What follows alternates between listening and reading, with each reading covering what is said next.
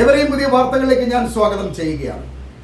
ലോകത്തെ വൻ ശക്തികളായ രാജ്യങ്ങളെ സംബന്ധിച്ച് തീരെ ശക്തി കുറഞ്ഞ രാജ്യങ്ങളുടെ മേൽ അവരുടെ ആധിപത്യവും അധികാരവും അടിച്ചേൽപ്പിക്കാൻ ശ്രമിക്കുമ്പോൾ ചിലപ്പോൾ അത് വലിയൊരു യുദ്ധത്തിലേക്കാവും പ്രവേശിക്കുക.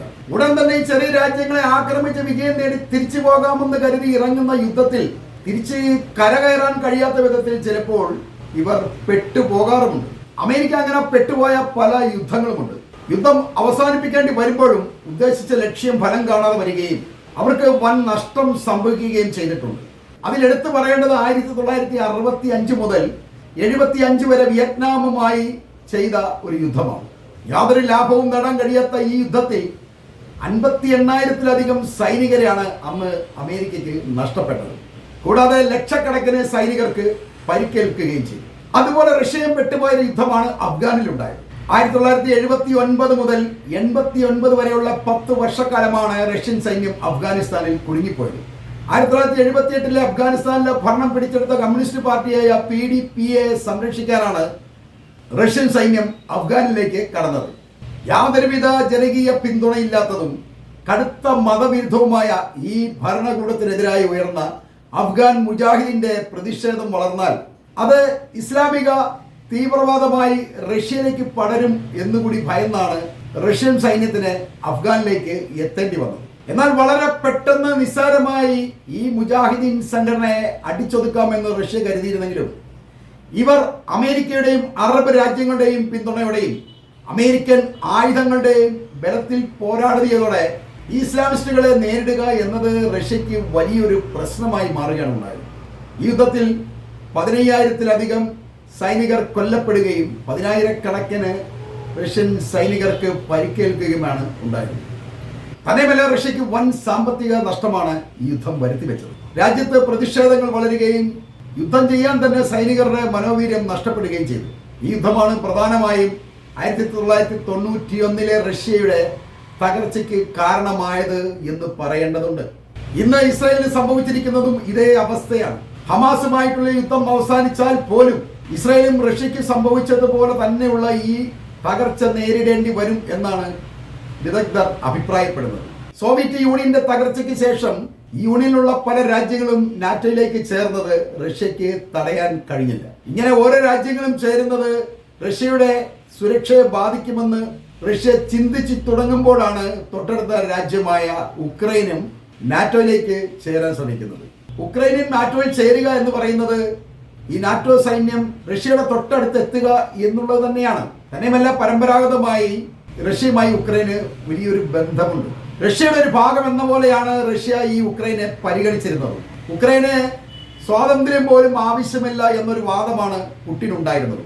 എന്നാൽ ഉക്രൈൻ പ്രസിഡന്റായ സെലൻസ്കി അതൊന്നും അംഗീകരിക്കാൻ തയ്യാറല്ല. അയാൾക്ക് നാറ്റോയുമായിട്ട് ചേർന്നിരിക്കണം. ആ ആഗ്രഹം തീർക്കാനാണ് റഷ്യ ഉക്രൈനെ ആക്രമിക്കുന്നത്. 3 കൊല്ലത്തിലധികമായി നടക്കുന്ന ഈ കലാപരിപാടി ഇപ്പോൾ ഏതാണ്ട് അവസാന ഘട്ടത്തിലേക്ക് എത്തിയിരിക്കുകയാണ്.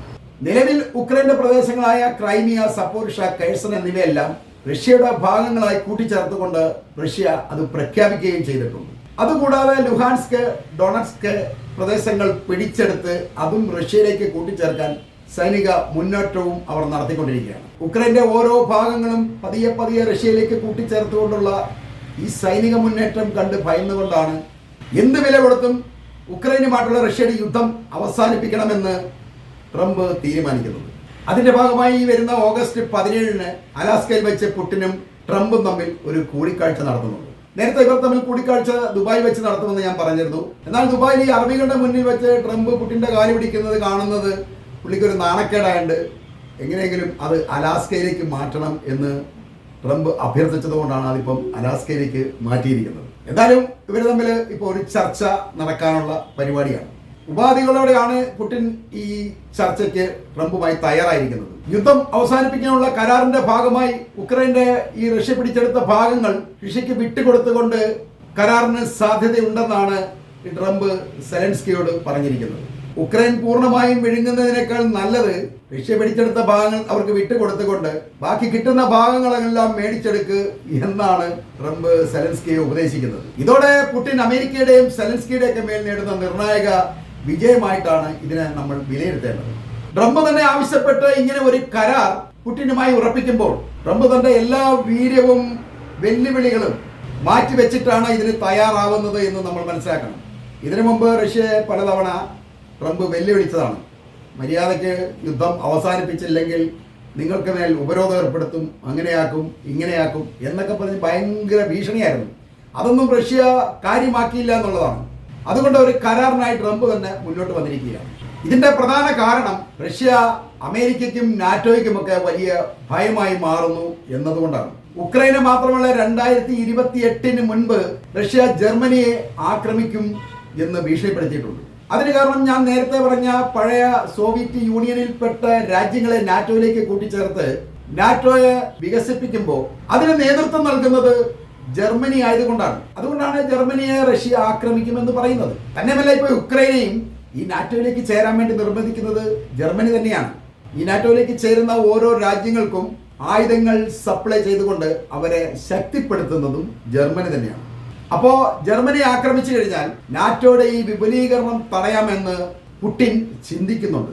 അതാണ് പുടിൻ ജർമ്മനി ആക്രമിക്കാൻ കാരണമായി കാണുന്നത്. പുടിന്റെ ഈ നീക്കത്തെ തടയാനാണ് ഉക്രൈനെ ബലി കൊടുക്കാൻ ട്രംപ് തയ്യാറാകുന്നത്. റഷ്യ പിടിച്ചെടുത്ത ഉക്രൈൻ ഭാഗങ്ങൾ വിട്ടുകൊടുത്തുകൊണ്ട് യുദ്ധം അവസാനിപ്പിച്ച് പുടിനെ ശാന്തനാക്കി കഴിഞ്ഞാൽ ജർമ്മനിയുടെ നേർക്കുള്ള റഷ്യൻ ഭീഷണിയെ തടയാം എന്ന് ട്രംപ് കണക്കുകൂട്ടുന്നു. ഇതൊരു നയതന്ത്രമെന്ന് തോന്നുമെങ്കിലും ശരിക്കും പുടിന്റെ മുന്നിൽ ട്രംപിന്റെ പൂർണ്ണമായ തോൽവിയാണ് എന്നാണ് പറയേണ്ടത്. വെറും വെങ്ങാന്മാരായ യൂറോപ്യന്മാരെ ചുമന്നുകൊണ്ട് നടന്ന് അമേരിക്കയുടെ പണവും സമയവും ആയുധങ്ങളും ഒക്കെ കളയേണ്ടതില്ല എന്നാണ് ട്രംപ് പറയുന്നത്. റഷ്യ, ഇറാൻ, ചൈന, കൊറിയ കൂട്ടുകെട്ട് ശക്തി പ്രാപിക്കുമ്പോൾ മറുവശത്ത് അമേരിക്ക ഒറ്റയ്ക്കാവുന്നു എന്നുള്ളതാണ് സത്യം. ഇസ്രായേൽ പോലും അമേരിക്കയ്ക്ക് ഒരു വലിയ ബാധ്യതയായി മാറുമ്പോൾ യുദ്ധങ്ങൾ അവരുടെ ആയുധ ബിസിനസിന്റെ ഭാഗമായി കണ്ടിരുന്ന അമേരിക്കയുടെ പ്രസിഡന്റായ ട്രംപ് പോലും ഇന്ന് യുദ്ധങ്ങൾ അവസാനിപ്പിക്കാൻ വേണ്ടി ഓടി നടക്കുന്നത് കാലത്തിന്റെ ഒരു വെല്ലുവിളിയാണ് എന്ന് പറയേണ്ടതുണ്ട്. കാര്യം എടുത്തിയാട്ടക്കാരനാണെന്ന് പറഞ്ഞാൽ ഈ യുദ്ധം അമേരിക്കയെ സാമ്പത്തിക തകർച്ചയിലേക്ക് വീഴ്ത്തുകയാണെന്നുള്ള തിരിച്ചറിവ് ട്രംപിന് ഉള്ളത് കൊണ്ടാണ് അയാൾ യുദ്ധങ്ങൾ അവസാനിപ്പിക്കാൻ വേണ്ടി ഇപ്പോൾ ഓടി നടക്കുന്നത്.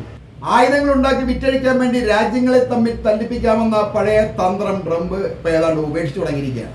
അതിന് പകരമായിട്ട് ഇസ്രായേലുമായി ചേർന്ന് ടെക്നോളജികൾ ഉണ്ടാക്കി അത് വിറ്റഴിച്ച് പണമുണ്ടാക്കാം എന്നാണ് ട്രംപ് ചിന്തിക്കുന്നത്. അതിനുള്ള പാതയൊരുക്കാൻ വേണ്ടിയാണ് താരിഫ് നിയന്ത്രണം എന്ന പേരിൽ അയാൾ ലോകരാജ്യങ്ങളുമായി തർക്കങ്ങൾ നടത്തിക്കൊണ്ടിരിക്കുന്നത്. അതിനെ നിയന്ത്രിക്കാൻ കഴിഞ്ഞാൽ അയാൾക്ക് ബിസിനസ് വളരെ സുഗമമായി മുന്നോട്ട് കൊണ്ടുപോകാൻ കഴിയും. അതിനുവേണ്ടിയാണ് ഇപ്പോൾ ട്രംപ് ശ്രമിച്ചുകൊണ്ടിരിക്കുന്നത് എന്ന് പറഞ്ഞുകൊണ്ട് ഞാൻ ഈ വീഡിയോ ഇവിടെ അവസാനിപ്പിക്കുകയാണ്.